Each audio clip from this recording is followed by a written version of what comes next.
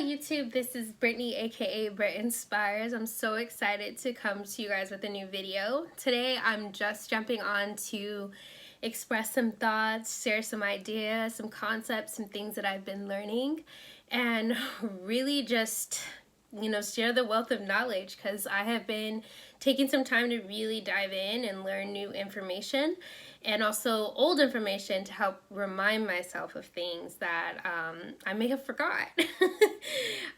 So in this journey, we go through different shifts and changes. You might be going through some shifts and changes. There's always something new happening. We are living in some interesting and exciting times. There's a lot happening in the world, but I think what matters the most is what's happening in our inner world. What is happening within ourselves? What's happening within our minds, our thoughts, our feelings, our ideas. Everything that is evolving around us is a reflection of what's going on within. As within, so without. Now, I would hear that phrase so much, and let me tell you, I did not understand it when I first started to discover and learn about these concepts and these universal laws. I said, what does that even mean? And it really comes down to cause and effect. So what is the cause and then the effect? Sowing and reaping. What you sow is what you reap. So if we're taking a look at our innermost, deepest thoughts and ideas and belief systems and the way that we perceive the world around us, that is a direct reflection of how we experience the world and how we experience the people around us, the places and the things. And if you ever wondered, how do I shift my reality? How do I change the world around me? How do I change situations and circumstances? Well, it all starts with what is happening within you. It all starts with you. So if you have a situation or you have a circumstance that you're kind of looking at from the objective point of view, and you're saying, well, why is it this way? I think I want it to change. I want to make it different.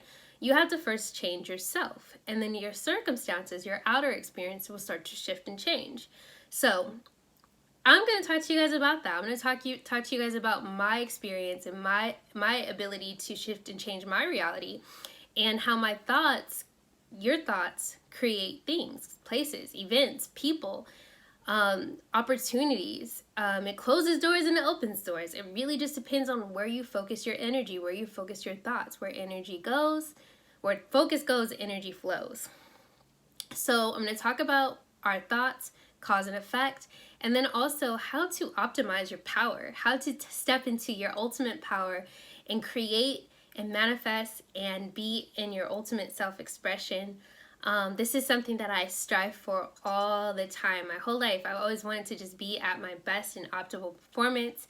Not always succeeding, not always being in that place because of limiting beliefs and self-doubt and self-deception. There's a lot of things that prevent us from reaching our highest self and our highest abilities. So I'm going to talk to you guys about that and talk you guys through that. So let's start with thoughts. Let's start about that. I think that's a popular topic. A lot of people are conscientious of their thoughts or trying to think more positive thoughts. And if you're not, you definitely want to look into this, because a lot of the times we can blame our outside circumstances and we can blame other people, and we could say, hey, this is the reason why I'm not successful, or this is the reason why I don't have the experiences that I want. But really it comes down to you and how you perceive a situation. You have the power to perceive a situation however you like. You can look at it in a lack mentality, or you could look at it in an abundance mentality. When you look at it from an abundance opportunity, like a mentality that's in abundance, you're thinking opportunities. You're not thinking challenges, you're thinking opportunities. So every time something is just not comfortable or dissatisfying, or you reveal something about yourself that you don't like, and your pride is threatened, and now you realize, hey, I'm not perfect. I got these things that I have to work on within myself, or else these things are going to keep repeating. So those are opportunities. Those are the best moments. When you're in your lowest state, when you're hurting, when you're going through something, when you make a bad choice, those are great opportunities to see your true essence, to see what's going on within you, and to awaken to your true essence and make the shift and make the changes that are necessary to live a more exciting experience, happy experience. So that's where thoughts are so important, because they do create your outer reality. Now, outside of that, once your thoughts are being created, you really want to maximize, if you really want to maximize your energy, your thought forms, and really impress upon your subconscious mind the reality that you want to experience, it starts with really tapping into your solar plexus. So that's where all of your power comes from. And really, when you align yourself with that energy, and I like to say, like, this is God power. This is tapping into your highest being, Christ consciousness, tapping into that energy that creates worlds, infinite intelligence, whatever you want to call it. But it's all within. It's all within. And so when you realize who you are, you realize your power, you realize what you're connected to, the God that you have within, the God that is with you, that has been with you since the beginning of time, he's right there ready to manifest himself in reality. So when we are in this state of flow, I love talking about flow. I remember a few years back, I got obsessed with the idea of flow. And flow is just being in the zone. It's just being in your works, whatever you're doing, you're fully focused with direct power towards that task. When you're fully focused on a task and you're fully engaged and you're giving that task power, that is like God power right there. That is you tapping into your highest level of production.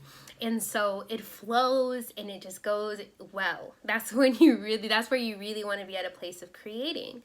Also, just learning how to monitor your emotions, monitor your feelings, monitor, what is happening around you. One thing I like to really mention is that if you don't control your subconscious mind, someone else will.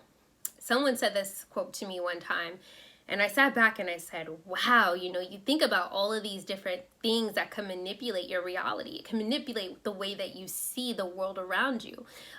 These influences come in so many different forms, through people, through the media, through a lot of different channels. And whatever you are consuming on a daily basis repetitively is being impressed upon your subconscious mind. So your thoughts, your feelings, your emotions are all being directed in a certain way. If you're not directing and controlling your subconscious mind, I can assure you that someone else is. Because it's like you're not practicing your own form of thought, your own thought form. So then other thought forms could come in and direct you in a different direction. They could maneuver your thought process and your ideas to align with what they desire your thoughts to be. And this is something that I had to become conscious of, and not only become conscious of, but actively practice directing my own thoughts and my own intentions, knowing what my intentions are, knowing what it is that I want to create, what I want to do, who I want to be, and how I want to go about that. So when you really do this this dive into self and understanding who you are, what you're here to do, it's like you're ready to step into your ultimate self-expression. And in Maslow's hierarchy of needs, which is one of my favorite models to look at, when you reach a level of self-actualization, you are transcending. You're at the point of transcending all of the things that would distract you or keep you from being at your highest state of being. And when you're in your higher state of being, you're at ultimate self-expression. And what is ultimate self-expression? It is simply being able to find a creative outlet to which you can direct that God energy through. Through speaking, through writing, through dancing, through journaling, whatever it is that you want to express your creativity through. And there's so many different ways that you can go about it. And once you reach that state, it's truly, truly bliss. And which is always my goal, is to tap into the ultimate level of self-expression, to be able to express yourself and share that with the world. So that's really what it comes down to.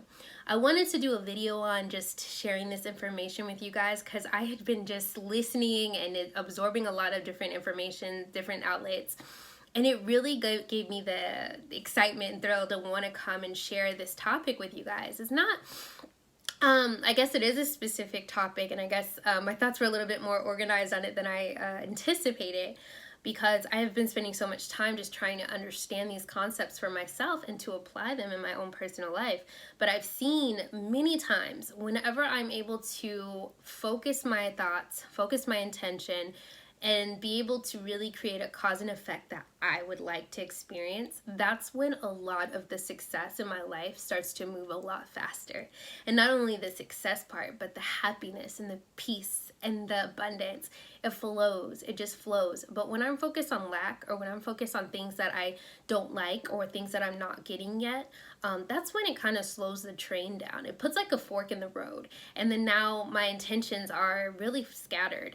And not only scattered, but I'm looking at other people for my comfort, my happiness, my peace, my joy, my self-validation. There's so many different things. And what you don't want to do is look outside of yourself for what you yourself can fulfill. And this comes down to an idea of idolatry. And I want to do a video on this a little deeper, because I'm kind of like someone who really studies the idea and the thoughts around idolatry. And one thing I realized today was idolatry. The reason why idolatry is so detrimental and so bad for you is because you're worshiping something outside of yourself. You're worshiping something that is of the creation, you're not worshiping the creator. You're supposed to be worshiping the creator, not the creation. So when you become fixated on a person, on a thing, on an idea, on whatever it is, and you become engulfed in these things, you lose sight of your power. You lose sight of your God power. That's why it's important to stay connected to Him, connected to that energy, that connection to Christ consciousness. Because once you take your eyes off of what you're meant to be and who you truly are, then you start to lose sight of your true essence and your true being, and then you get distracted. So that's why, it's so important to really practice knowing who you are. It's really important in practicing that connection of practicing the presence of God consistently. I love that, because when you're practicing the presence of God, you are in the peace in the mind of that energy. So that is my video. I had to come on and share this with you guys. I appreciate your time, your energy in watching this video. I hope that you guys enjoyed listening and that it encourages you. Have a wonderful day.